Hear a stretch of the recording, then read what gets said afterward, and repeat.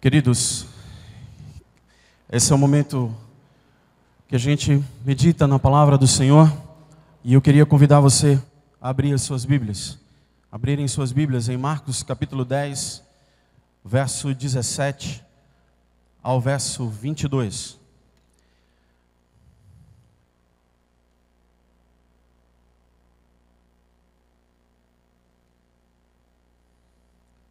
Temos estudado durante esse período uma série de mensagens intituladas como Siga-me.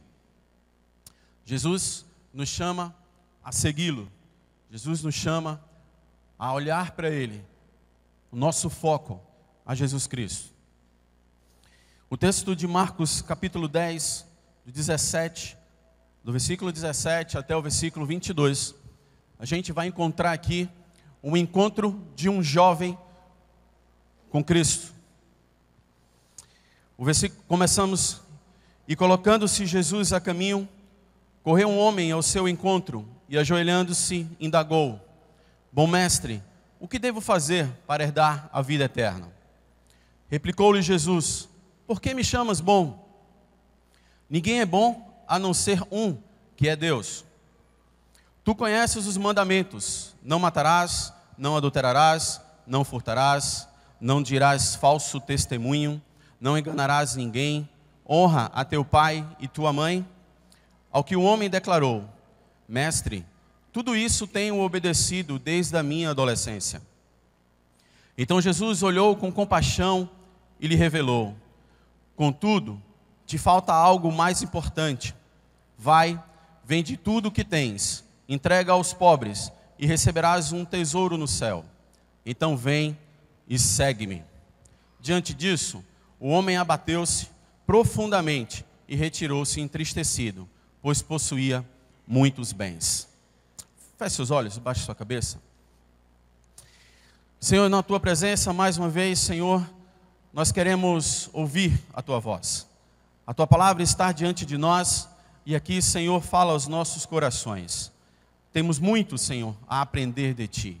Temos muito, Senhor, aqui aprender da tua palavra, Senhor. Nos ajuda agora e fala, Senhor, a cada um aqui. Fala aos corações segundo aquilo que precisamos. Em nome de Jesus, amém. Meus irmãos, o interessante desse texto é que, se a gente observar diante de toda a palavra de Deus, toda a Escritura Sagrada, todas as pessoas que se colocaram aos pés de Jesus, apenas esse homem, o único, é que saiu da mesma forma, ou talvez pior, da presença de Deus, diante da presença de Deus. Foi o único que saiu pior do que havia chegado. Se a gente observar para esse homem, que a palavra de Deus diz que é um jovem, essa é uma das principais características que a gente pode observar no texto. Era um jovem de potencial e um jovem de respeito. Ele ocupava um cargo importante. Lá em Lucas, você vai encontrar que ele era um líder judeu. Lucas 18 vai dizer isso. Um outro aspecto desse jovem é que ele era bem educado, ele era íntegro. E uma coisa muito importante nele, ele tinha anseio pelas coisas espirituais. Em resumo, esse rapaz, ele foi olhado por Cristo. E se você percebe no texto, ele diz que Jesus tinha compaixão dele. Era um rapaz ideal. Jesus olha para ele como um rapaz onde ele pode usá-lo. Onde ele olha para esse rapaz e diz: esse homem é um homem que pode ser muito importante no reino. Onde ele pode ser usado para testemunhar daquilo que ele simplesmente relata e coloca diante de nós. Mas o interessante é que nós podemos observar de que esse homem, a primeira coisa é que ele era jovem. Uma juventude, algo que para poucos homens naquela época, um jovem chegava a ter essa posição. Mas eu queria falar agora aos jovens, tanto jovens como adolescentes, a essa juventude, usando o texto de 1 João 2,14, que diz: Jovens, eu vos escrevo porquanto sois fortes, e a palavra de Deus permanece em vós, e já venceste o maligno. Quando Cristo olha para aquele rapaz, ele vê um potencial naquele homem. Ele vê um jovem forte. E Jesus olha para ele com compaixão, dizendo ele amou. Alguns textos falam que Jesus amou esse jovem, amou esse homem. E infelizmente era um jovem que, apesar de todas as suas características, ele se mostrou superficial nas coisas espirituais. E infelizmente isso também tem acontecido não só com os jovens, mas até mesmo com todos. Muitas vezes a gente fica na superficialidade quando a gente se relaciona com Deus. A gente fica simplesmente num patamar que para a gente é confortável. A gente não quer se aprofundar, a gente não quer estar buscando a Deus mais para ouvir mais daquilo que Deus tem para nós. Muitas vezes nós, pelo pouco que nós nos relacionamos com Deus, ou com o próprio Jesus, a gente muitas vezes diz, está bom, aqui está ótimo, isso já me agrada, isso já é suficiente para mim. E esse jovem, infelizmente, a gente percebe de que ele se mostrou superficial às coisas espirituais. E uma coisa que ele fala é que lhe falta profundidade. Porque ele diz que precisava, ele se coloca diante de Cristo e chega para ele e diz, o que é que eu preciso para ter a vida eterna? O que é que eu preciso fazer para ter a vida eterna? Infelizmente, aquela época, na época da qual Jesus se encontrava, a crença corrente entre os judeus naquela época era essa. Em João capítulo 6, 28, você vai encontrar as seguintes palavras que diz, então, eles questionaram a Jesus, o que faremos para realizar as boas obras de Deus? Algo que era corriqueiro no meio dos judeus, eles imaginavam que a vida eterna vinha através das boas obras. Ele precisava fazer alguma coisa para poder ter a vida eterna. E hoje não é muito diferente. Infelizmente, nós nos deparamos com situações hoje, principalmente dentro do nosso país, onde a gente vê pessoas acreditando que as boas obras lhe trarão a salvação, lhe trarão a vida eterna. Mas não é bem assim. Nós sabemos que a única coisa que Deus quer de nós é que nós simplesmente cremos nele. A sua posição ou cargo de importância o levou a refletir sobre o sentido de hierarquia. Um jovem líder, e na sua posição, para aqueles que estavam a ele, que eram inferior, muitos lhe tinham com respeito. Em relação a Jesus, ele se via inferior. Ele se via muito parecido com aqueles ao qual ele liderava, que estavam sob sua liderança. E ele olha para aqueles, e ele olha para Jesus e se põe no lugar daqueles mais inferior, e ele se dirige a Jesus com a seguinte expressão: bom mestre. O adjetivo bom nesse caso, ele não era usado, ele não era aplicado para os mestres, para os rabinos daquela época. Era apenas usado exclusivamente a Deus. Talvez você olhando para esse texto, você olha e diz, o que ele queria com isso? O que ele desejava quando ele se dirige a Jesus e diz, bom mestre? Será que ele queria massagear um pouco o ego de Jesus, como ele fazia com os rabinos judeus? O bom é que Jesus, em resposta a isso, ele não nega a sua divindade. Ele leva o jovem a refletir sobre a soberania de Deus. Porque só Deus é como um sentido absoluto, ele é bom no seu sentido absoluto. Dizer que Jesus é bom é chamá-lo de Deus. Jesus queria ter a certeza absoluta, que aquele jovem sabia a quem ele estava se dirigindo e se estava disposto realmente a aceitar as suas responsabilidades como seguidor desse mestre. Ele olha para aquele homem, olha para aquele jovem e diz, por que me chamas de bom? Bom, apenas um, Deus. Você entende isso? É como Jesus voltasse para ele e dissesse: você entende que Deus também sou Deus? Você entende que eu sou a revelação do Pai? Que Deus e eu somos um? E de que você tem um propósito? E de que Deus fez você com um plano e com um propósito e você precisa cumprir? E o interessante é que ao questionar a respeito dos mandamentos, Jesus deseja saber se ele tem interpretado corretamente os mandamentos de forma ou apenas superficialmente. Jesus volta-se para o homem, depois de questionar isso a ele, e pergunta a ele: tu conheces os mandamentos? E ele diz: tu não matarás, não adulterarás, não furtarás, não dirás falso testemunho, não enganarás ninguém, honra teu pai e tua mãe. A interpretação dada a esses mandamentos pelo jovem é de forma muito superficial, porque ele volta-se para Jesus e diz isso: mestre, tudo isso tenho obedecido desde a minha infância. Ele olha para os mandamentos ao qual Jesus cita e diz: eu tenho feito isso exatamente como está aí. Mas Jesus questiona ele: será que você tem realmente cumprido os mandamentos?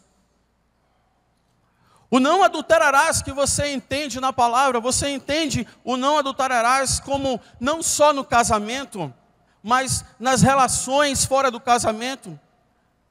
Será que você entende que você não pode flertar? Será que você entende a respeito do sexo solidário e as perversões sexuais? Será que você entende que não adulterarás não é só estar no casamento, mas também tem outras coisas?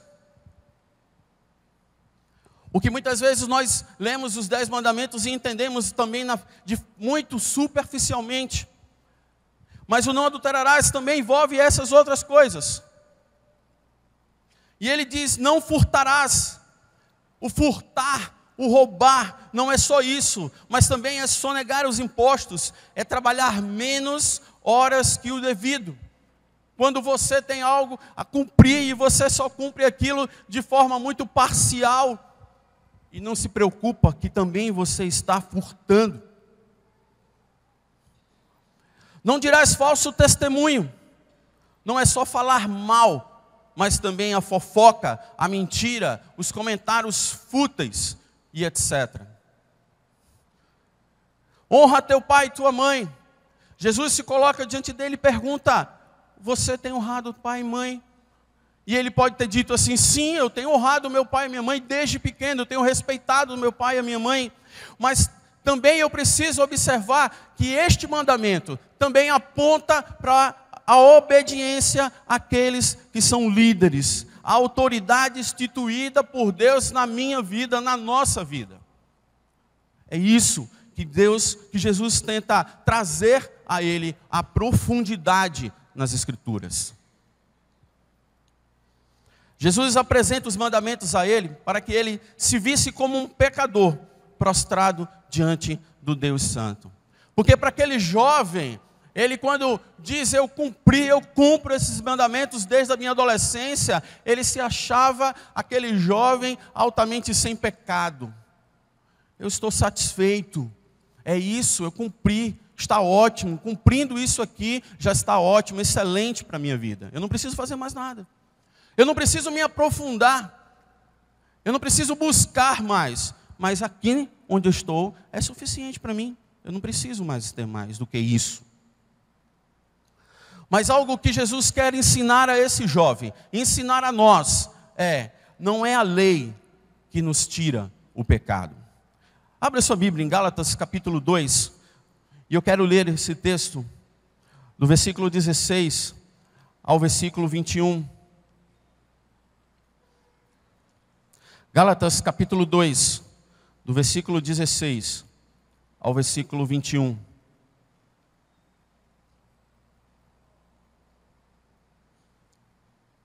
Para muitos a lei era fundamental como forma de limpeza ou livramento dos seus pecados. A lei nada mais é do que o espelho que nos mostra como estamos sujos. A lei não lava os nossos pecados. Gálatas 2, do verso 16 ao 21. Estamos plenamente conscientes, entretanto, que o ser humano não pode ser justificado pela prática da lei, mas somente por meio da fé em Jesus Cristo.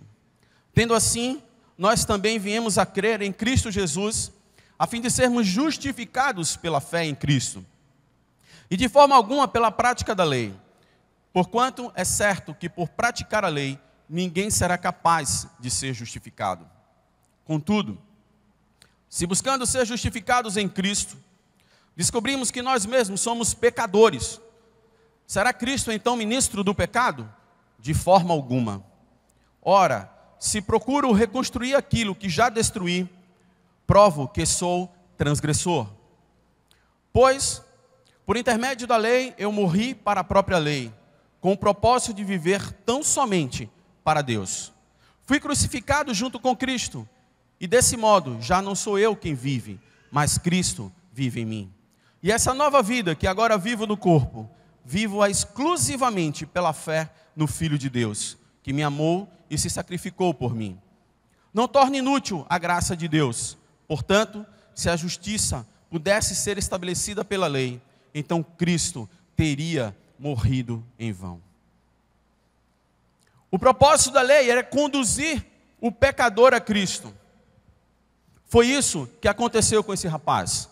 A lei simplesmente o conduziu à presença de Jesus Cristo, o trouxe a ele, mas não o tornou semelhante ao Mestre, porque apenas a graça nos torna semelhante ao Mestre. Somente a graça faz isso.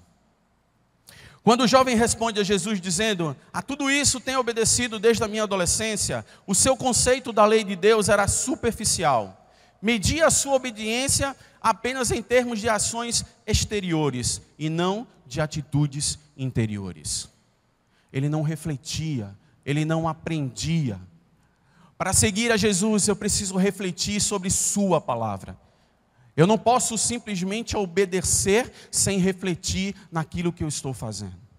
Aquele jovem achava que porque cumpria, porque vivia dessa forma desde de novo, aquilo ali já era suficiente para agradar ao coração de Deus, ao coração de Jesus. Mas a gente observa que Jesus não cita, se você observar no texto lá, voltando a Marcos 10, Jesus não cita o 10º mandamento. Mas ele exorta esse jovem dizendo: contudo, algo te falta. Contudo, te falta algo mais importante. Vai, vende tudo que tens, entrega aos pobres e receberás um tesouro no céu. Então vem e segue-me. Jesus faz ele se aprofundar. Jesus faz ele abrir os seus olhos diante do seu comportamento, daquilo que é o mais importante. Jesus olha para ele e diz assim: o seu desejo não está em me seguir. O seu desejo simplesmente está em agradar a você mesmo.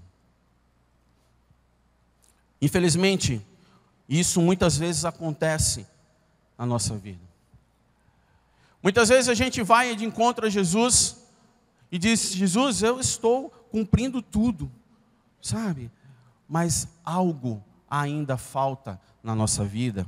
Algo ainda falta, precisa ser tirado, precisa ser colocado de lado. Deus precisa estar no púlpito, no primeiro momento, no primeiro altar na nossa vida. É Ele que tem que ser o primeiro em nossa vida, e não as coisas, e não as riquezas. Porque o amor ao dinheiro é a raiz de todos os males. O que a gente entende aqui é de que muitas vezes nós colocamos outras coisas como riquezas em nossas vidas, e isso tem tomado o primeiro lugar na nossa vida. E isso muitas vezes a gente tem entendido que é o mais importante. Porque Deus me chamou para cumprir, para fazer, para ser, aquilo é mais importante para mim. Mas o desejo de Jesus não era que esse homem se tornasse pobre, mas que humildemente reconhecesse que a ordenança mais importante é amar a Deus sobre todas as coisas. O que Jesus queria, quando vira para aquele jovem e diz a ele: vai, vende tudo que tens, dá aos pobres e segue-me. Não era o desejo de Jesus, e não é o desejo de Jesus que cada um de nós, que a gente possa vender tudo que a gente tem, a gente se desfazer de tudo que a gente tem, para segui-lo. Mas aquilo que Ele te deu, tudo que você tem, tudo que você conseguiu, é com permissão dEle. Tudo aquilo que é seu, Ele não pode ser colocado em primeiro lugar. O que Jesus quer dizer é que você, aquilo que Ele colocou em suas mãos, para a sua administração, ela deve ter o primeiro lugar, que é de Deus. O investimento tem que ser no reino. O seu pensamento tem que estar no reino, porque aquilo que Deus colocou em suas mãos é para ser aplicado no reino de Deus. Não esqueça disso, porque tudo eu preciso renunciar a qualquer coisa que possa ocupar o primeiro lugar de Deus em nossa vida. É a condição sine qua non para seguir a Jesus. Tudo eu preciso renunciar, qualquer coisa que possa ocupar o primeiro lugar de Deus na minha vida. E o que Cristo queria ensinar àquele jovem era isso. Jovem, adulto, criança, adolescente, o que é que tem sido o primeiro lugar na sua vida? É Deus, é Jesus. Ele tem que ser o primeiro lugar na sua vida. Ele precisa ocupar ser o primeiro na sua vida. Porque assim você conseguirá chegar à presença de Cristo com profundidade. Assim você terá um relacionamento mais próximo com o Mestre. Assim você poderá seguir o Mestre, porque você o conhece. Você conhece o caráter do Mestre. Você sabe quem Ele é e como Ele age. E dessa forma, Ele vai dizer a você: segue-me. Eu preciso buscar primeiro as coisas do reino, e as demais coisas vos serão acrescentadas. Eu queria convidar a banda a estar cantando mais uma vez esse cântico. E eu quero que você reflita mais uma vez sobre esse texto. Aquele jovem não colocou a Jesus como o primeiro na sua vida. Ele não buscou em primeiro lugar as coisas de Deus. Ele buscou primeiro as coisas que eram acrescentadas a ele. Aquilo que ele era, o que ele tinha recebido. E aquilo entristeceu o seu coração. Mas nós, conhecedores da palavra, servos do Senhor, verdadeiros discípulos, nós entendemos que Deus tem o primeiro lugar. E eu preciso usar daquilo que Deus me deu e buscar primeiro o reino de Deus.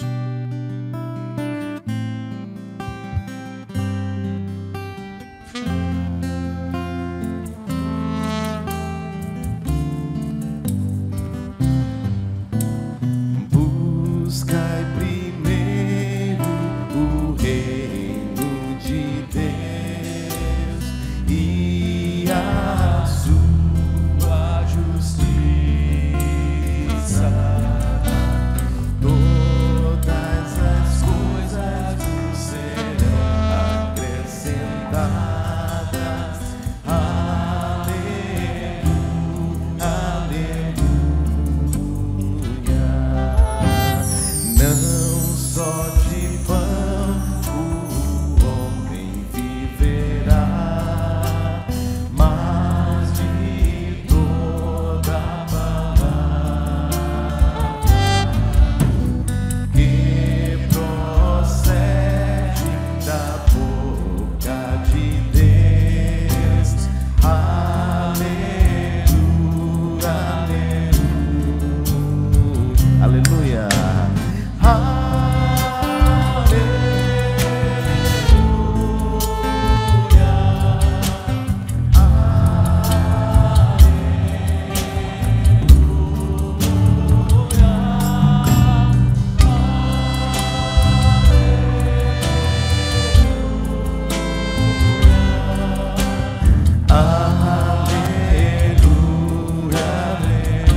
Buscai primeiro, homens.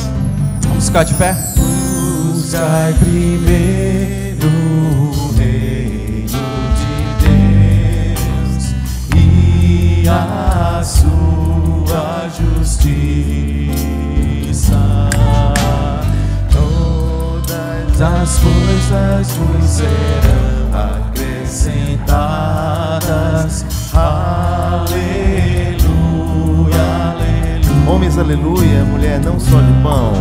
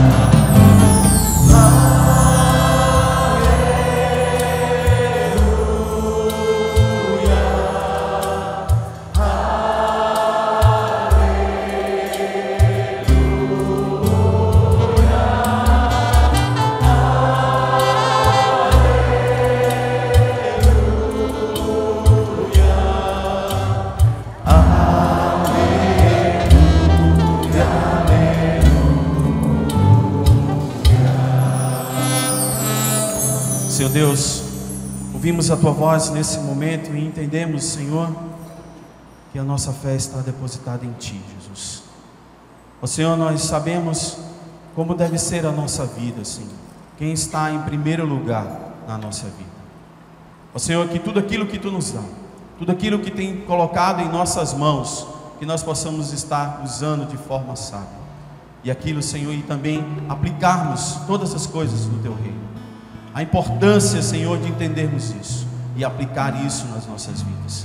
Nos ajuda, Senhor, nos ajuda, porque nós sabemos que um dia estaremos contigo, Senhor, junto contigo, Senhor, aí. E também, Senhor, que grande, maravilhosa notícia é saber que estaremos vivendo eternamente contigo. E que não há nada, Senhor, que eu possa fazer para receber isso. Nada, Senhor, nenhuma obra, nada que eu possa, dentro das minhas forças, possa fazer para receber isso. Mas sabemos que apenas crer em que Tu és o Salvador, Tu és o Libertador, que o Teu sangue ali na cruz, Senhor, pagou o preço para a minha libertação do pecado. E, Senhor, muito obrigado, Senhor, pelo Teu amor. Muito obrigado, Senhor, porque a cada dia vemos a Tua direção sobre nossas vidas. Em nome de Jesus. Amém. Você pode sentar?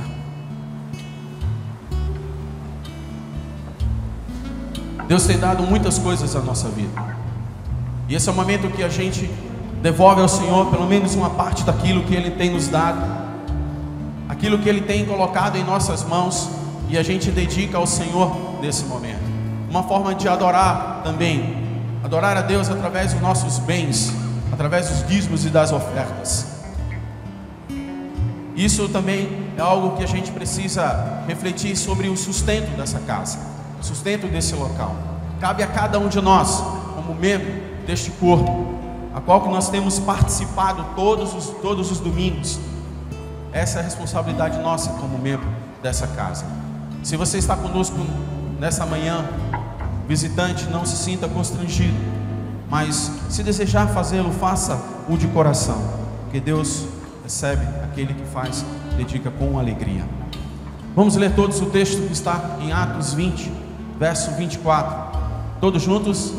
Mas de nada faço questão, nem tenho a minha vida por preciosa, contanto que cumpra com alegria a minha carreira e o ministério que recebi do Senhor Jesus, para dar testemunho do Evangelho da graça de Deus.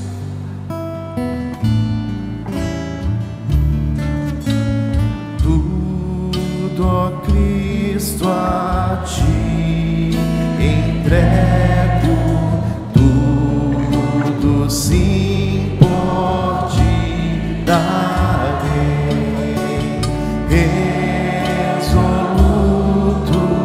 mais submisso, sempre, sempre seguirei.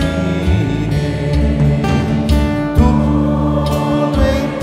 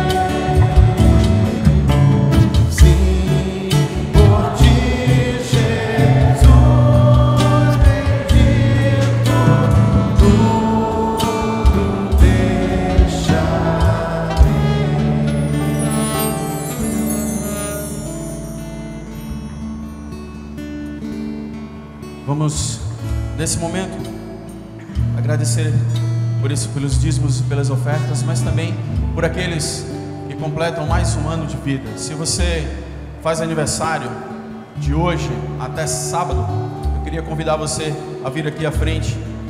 Você possa estar não só aniversário, mas de vida, mas de casamento, de batismo. Então, se você completa mais um ano, vem aqui à frente. Vamos orar pela sua vida. Vamos orar por aquilo que Deus faz na sua vida, que Deus tem a fazer ainda, muito a fazer na vida de vocês, aquilo que é propósito de Deus, que é plano de Deus na vida de cada um de nós. Venho agradecer a Deus mais um ano de vida. Acho que todos aqui têm muito a agradecer por esse ano de vida que Deus concedeu a vocês, que Deus conceda muitos anos, que dê saúde, né? Que Deus possa estar conduzindo cada um de vocês naquilo que é plano e propósito dele para as suas vidas. Ainda tem mais alguns chegando. Eu queria convidar toda a congregação a ficar de pé.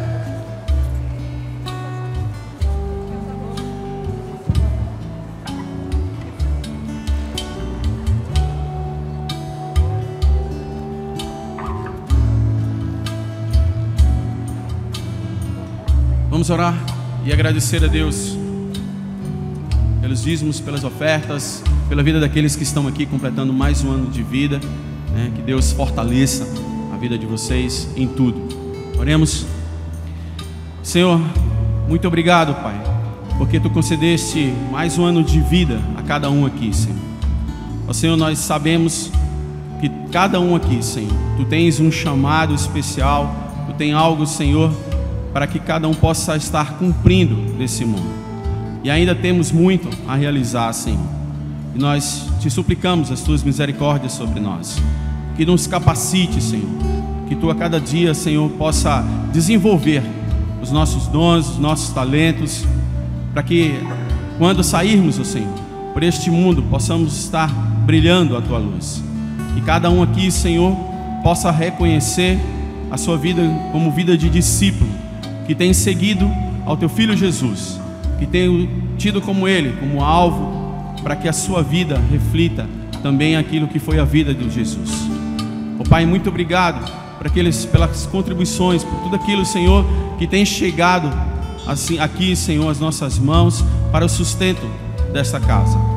Ó Senhor, nos ajuda, Pai, a administrar de forma correta, sábia, Senhor, para que nós possamos também, Senhor, através disso, poder testemunhar, Senhor, a todos, da forma como tem cuidado, Senhor, do Teu povo, cuidado das Tuas igrejas, Senhor, espalhadas em todo o Brasil e em todo o mundo, Senhor.